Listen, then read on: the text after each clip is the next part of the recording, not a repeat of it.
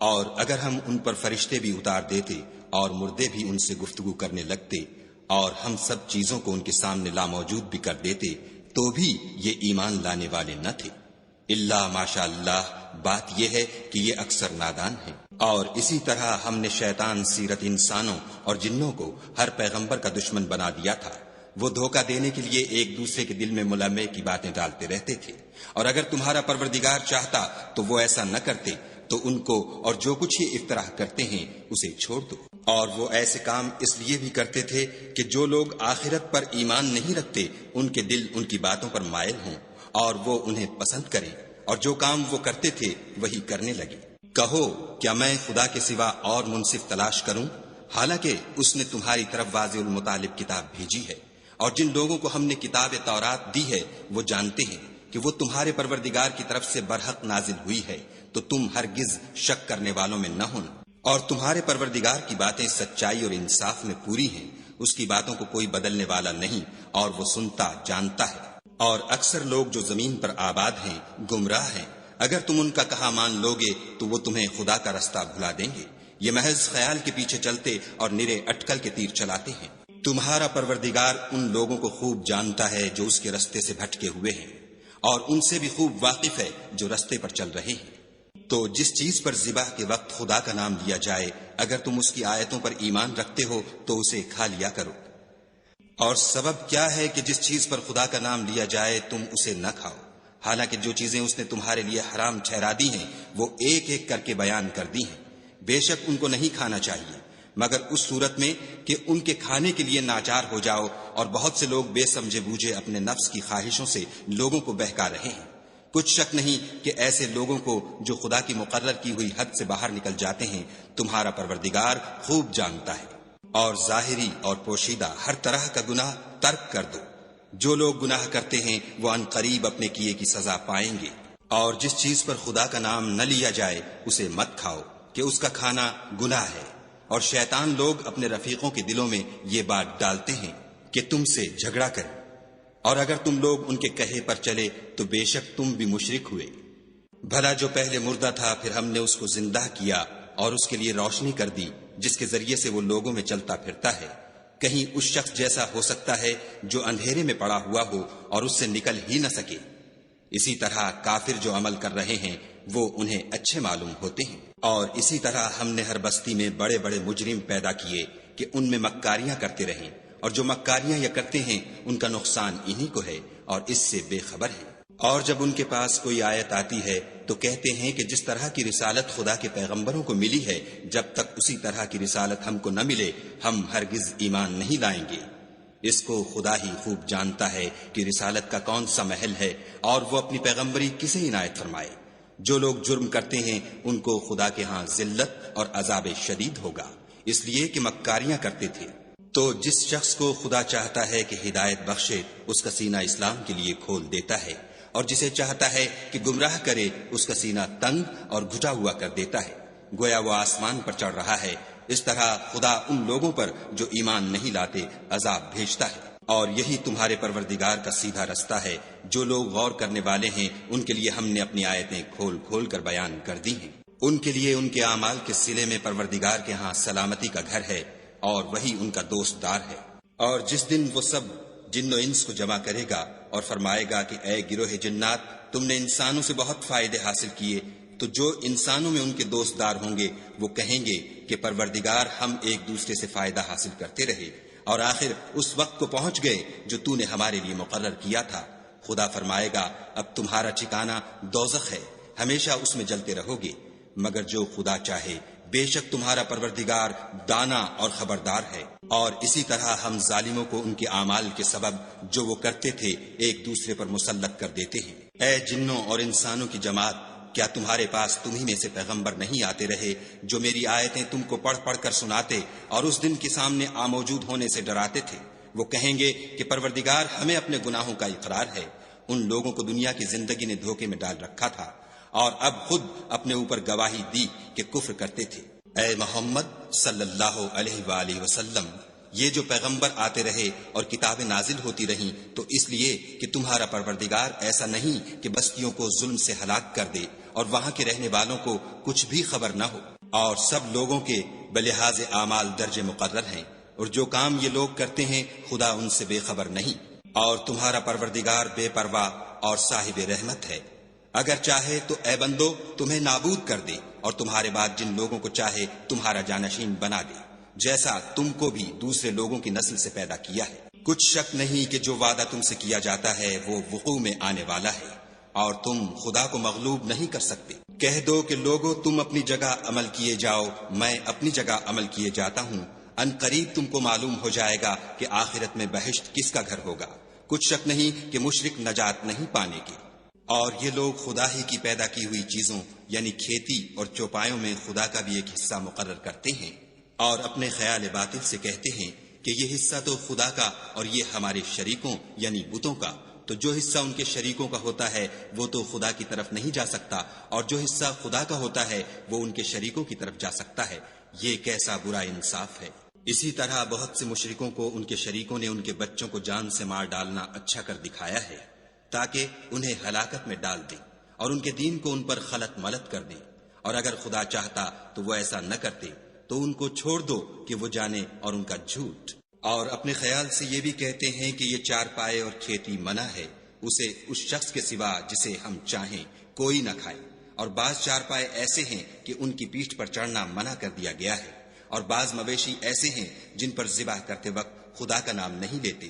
سب خدا پر جھوٹ ہے، وہ عنقریب ان کو ان کے جھوٹ کا بدلہ دے گا۔ اور یہ بھی کہتے ہیں کہ جو بچہ ان چار پایوں کے پیٹ میں ہے وہ خاص ہمارے مردوں کے لیے ہے، اور ہماری عورتوں کو اس کا کھانا حرام ہے، اور اگر وہ بچہ مرا ہوا ہو تو سب اس میں شریک ہیں، یعنی اسے مرد اور عورتیں سب کھائیں۔ عنقریب خدا ان کو ان کے ڈھکوسلوں کی سزا دے گا، بے شک وہ حکمت والا خبردار ہے۔ جن لوگوں نے اپنی اولاد کو بے وقوفی سے بے سمجھی سے قتل کیا اور خدا پر افطرا کر کے اس کی عطا فرمائی ہوئی روزی کو حرام ٹھہرایا، وہ گھاٹے میں پڑ گئے، وہ بے شبہ گمراہ ہیں اور ہدایت یافتہ نہیں۔ وَلَوْ أَنَّنَا نَزَّلْنَا إِلَيْهِمُ الْمَلَائِكَةَ وَكَلَّمَهُمُ الْمَوْتَ وَحَشَرْنَا عَلَيْهِمْ كُلَّ شَيْءٍ قُبُلًا مَا كَانُوا لِيُؤْمِنُوا إِلَّا أَن يَشَاءَ اللَّهُ وَلَكِنَّ أَكْثَرَهُمْ يَجْهَلُونَ وَكَذَلِكَ جَعَلْنَا لِكُلِّ نَبِيٍّ عَدُوًّا شَيَاطِينَ الْإِنسِ وَالْجِنِّ يُوحِي بَعْضُهُمْ إِلَى بَعْضٍ زُخْرُفَ الْقَوْلِ غُرُورًا وَلَوْ شَاءَ رَبُّكَ مَا فَعَلُوهُ فَذَرْهُمْ وَمَا يَفْتَرُونَ وَلِتَصْغَى إِلَيْهِ أَفْئِدَةُ الَّذِينَ لَا يُؤْمِنُونَ بِالْآخِرَةِ وَلِيَرْتَوْا وَلِيَقْتَرِفُوا مَا هُمْ مُقْتَرِفُونَ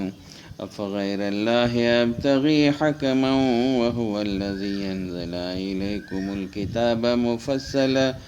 وَالَّذِينَ آتَيْنَاهُمُ الْكِتَابَ يَعْلَمُونَ أَنَّهُ مُنَزَّلٌ مِّن رَّبِّكَ بِالْحَقِّ فَلَا تَكُونَنَّ مِنَ الْمُمْتَرِينَ وَتَمَّتْ كَلِمَةُ رَبِّكَ صِدْقًا وَعَدْلًا لَّا مُبَدِّلَ لِكَلِمَاتِهِ وَهُوَ السَّمِيعُ الْعَلِيمُ وَإِن تُطِعْ أَكْثَرَ مَن فِي الْأَرْضِ يُضِلُّونَ عَن سَبِيلِ اللَّهِ إِن يَتَّبِعُونَ إِلَّا الظَّنَّ وَإِنْ هُمْ إِلَّا يَخْرُصُونَ إِنَّ رَبَّكَ هُوَ أَعْلَمُ مَن